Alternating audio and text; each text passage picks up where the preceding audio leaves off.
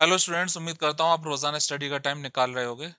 आज मैं काफी दिनों बाद वीडियो को अपलोड कर रहा हूँ, बीच में मुझे कहीं बाहर जाना पड़ा था। आज हम जॉन मिल्टन के एक वर्क को स्टडी करेंगे। ज्यादा लंबा वीडियो नहीं होगा, भले ये 4 बुक्स में लिखा गया है, लेकिन इसमें जो जो इंपॉर्टेंट चीजें हैं वो सारी की सारी एक छोटे से वीडियो में कंप्लीट हो जाएंगी। आप नोट करना, वरना स्क्रीनशॉट जरूर रखना। तो शुरू करते हैं। पैराडाइज रिगेन्ड, स्वर्ग की पुनः प्राप्ति। शुरू करते हैं एमसीक्यू के साथ में। What is the central theme of Paradise Regained? Paradise Regained की क्या थीम है? A, the fall of man, इंसान का पतन। बी, क्राइस्ट का रेजिस्टेंस टू टेम्पटेशन, प्रलोभन के प्रति। C, the beauty of nature. D, the conflict between angels and demons. तो इसकी क्या थीम है? अगर थीम की बात करें तो जीसस क्राइस्ट जो है वो जंगल में जाते हैं और वहां पे वो उपवास करते हैं।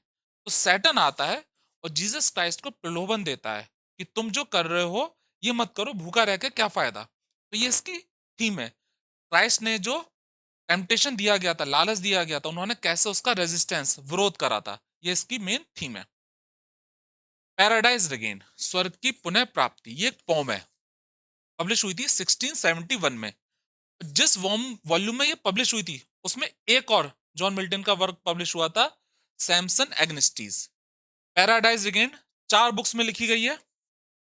और अगर हम देखें पैराडाइज रिगेन, कई चीजों में पैराडाइज लॉस्ट से समान है। भाई एक चीज क्या है? एक तो थियोलॉजिकल थीम।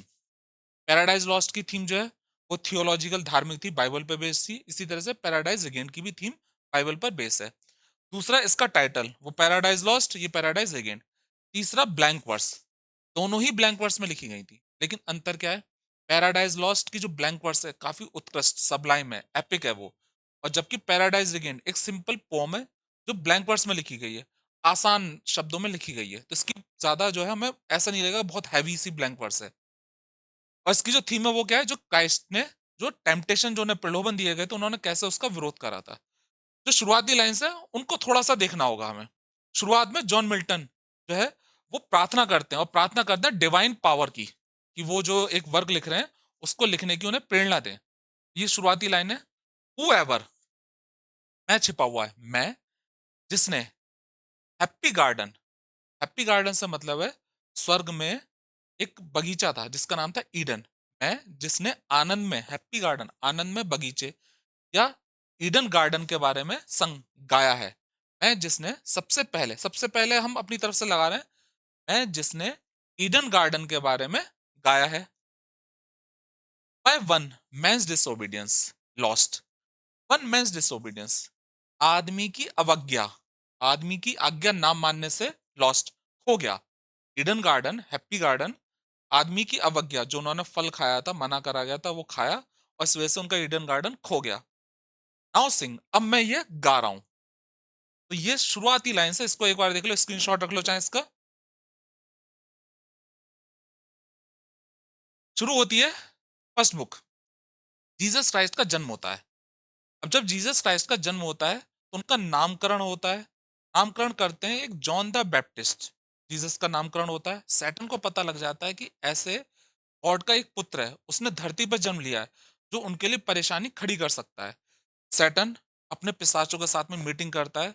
उसे पूरा भरोसा है जैसे उसने एडम को और ईव को पदभ्रष्ट करा था, ऐसे ही जीसस को भी पदभ्रष्ट कर देगा।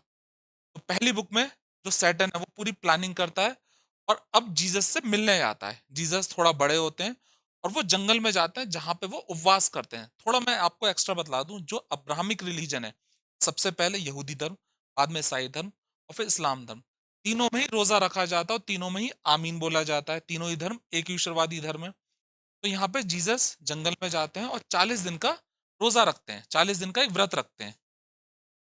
जो सैटन है वो हर्मिट, एक बूढ़े साधु के भेष में जाता है और जीसस के पास जाके कहता है, भाई तुम्हारे जो है, जैसे तुम हो उससे तो बड़ा तेज चमक रहा है, तुम चाहो तो सब कुछ तुम्हारे सामने आ सकता है, तुम क्यों भूखे प्यासे प्यासे यहाँ पे पड़े हुए हो। जीसस बिल्कुल भी उसकी बातों को ध्यान नहीं देते, क्योंकि वो समझ जाते हैं कि वो उन्हें पदभ्रष्ट करने आया है। थोड़ा यहाँ पे सैटन उन्हें डराता भी है, लेकिन जीसस अपना जो उपवास है उसको कंटिन्यू करते हैं। तो इसके साथ में फर्स्ट बुक खत्म होती है। सेकंड बुक में जीसस जो है वो दोबारा से अपने प्रार्थना करते हैं और यहाँ पे सैटन आता है। इस बार सैटन जो है वो थोड़ा एक्स्ट्रा लालच देता है। यहाँ पे खाने का तो देता ही, क्योंकि जंगल में भूखे प्यासे थे। इस बार वो जो है उन्हें मनी का भी लालच देता है कि तुम्हें जो है पैसा मिलेगा और तुम्हें मैं बहुत ज़्यादा दुनिया का सबसे अमीर व्यक्ति बना दूँगा। पूरी दुनिया तुम्हारे सामने होगी। जीसस बिल्कुल भी नहीं झुकते और तीसरी बुक में फिर सैटन आता है। सैटन यहाँ पे इस बार जो है लालच देता है कि जैसे अलेक्जेंडर ने 30 साल की उम्र में दुनिया जीत ली थी, वैसे ही उससे महान ताकतवर मैं तुम्हें बना दूँगा। बस तुम मेरी बातों को मान लो, जैसा मैं कह रहा हूँ। जीसस बिल्कुल मना कर देते हैं। वो समझ जाते हैं कि ये उन्हें पद से भ्रष्ट करने आया है। यहाँ पे सैटर्न की फिर हार होती है और सैटर्न अब चला जाता है। अब सैटर्न दोबारा से मीटिंग लेता है। वो कहता है कि भई मैंने एडम और ईव को तो भटका दिया था। ईश्वर की जो आज्ञा थी उसका उन्होंने नहीं मानी। लेकिन मैं इसको नहीं कर पा रहा हूँ, क्या करा जाए? तो यहाँ पे वो फिर जाता है और इस बार वो क्या कहता है कि भई जैसे रोम, जीसस क्राइस्ट के समय रोम बहुत पावरफुल एम्पायर था। जैसे रोम ताकतवर एम्पायर है, उससे शक्तिशाली तुम हो जाओगे। तुम साम्राज्य पे राज्य करोगे, बस तुम मेरी बात मान लो। जीसस मना कर देते हैं कि मैं इंसानों का कत्ल वगैरह करके नहीं बनना चाहता। ना मैं अलेक्जेंडर से ज़्यादा महान बनना चाहता और ना ही मैं रोम का जैसा साम्राज्य विशाल है, ना ही मैं वैसा साम्राज्य चाहता हूँ। फिर यहाँ पे सैटर्न थोड़ा-सा दिमाग से काम लेता है। उस समय ग्रीक कल्चर बहुत अपनी चरम सीमा पे था। एपिक, ड्रामा सब ग्रीस में लिखे जा रहे थे। यहाँ पे सैटर्न कहता है, जैसे ग्रीस के लोग बुद्धिमान हैं, उससे भी ज़्यादा बुद्धिमानी तुम में आ जाएगी। तुम उससे भी ज़्यादा विज़डम तुम्हारे अंदर आ जाएगी, बस तुम मेरी बात मान लो। जीसस मना कर देते हैं।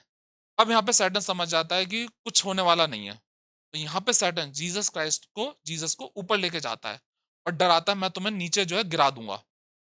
जीसस बिल्कुल नहीं डरते। एंजल्स आ जाते हैं और एंजल्स और जीसस मिलके सैटर्न जो है वो भाग जाता है। यहाँ पे सैटर्न की हार हो जाती है और जीसस जो है जीत जाते हैं। सारे के सारे एंजल्स जो हैं वो जीसस के जो है तारीफ करते हैं, उनकी तारीफ में गाना गाते हैं क्योंकि जीसस ईश्वर के पुत्र हैं। तो एंजल से भी महान है। इसी के साथ में पैराडाइज रिगेन्ड खत्म होती है। यहाँ पे एक एमसीक्यू है, in Paradise Regained where does Satan first encounter Jesus? जो पैराडाइज रिगेन्ड में सबसे पहले सैटर्न जीसस से कहाँ मिलता है? गार्डन ऑफ ईडन में। पैराडाइज रिगेन्ड की बात कर रहे हैं हम। गार्डन ऑफ ईडन में, माउंट सिनाई में, जेरूसलम में, द वाइल्डरनेस। तो पहली बुक में सबसे पहले सैटर्न आता है और वो मिलता है जंगल में, वाइल्डरनेस में, जहाँ पे जीसस रोजा रख रहे होते हैं और उनके पास आकर उन्हें प्रलोभन देता है कि तुम्हें आखिर भूखा प्यासा रहने की क्या जरूरत पड़ी है? तुम्हारा तो बड़ा तेजस्वी नजर आ रहा हो, तुम चाहो तो खाना तुम्हारे साथ में दुनिया के स्वादिष्ट भोजन तुम्हारे पास में होंगे, बस तुम मेरी बात मान लो। तो यहाँ पे सही ऑप्शन है वाइल्डरनेस, जंगल में मिलता है। इसी के साथ में हम खत्म करते हैं इस वीडियो को, मिलते हैं अगले वीडियो में, गुड बाय।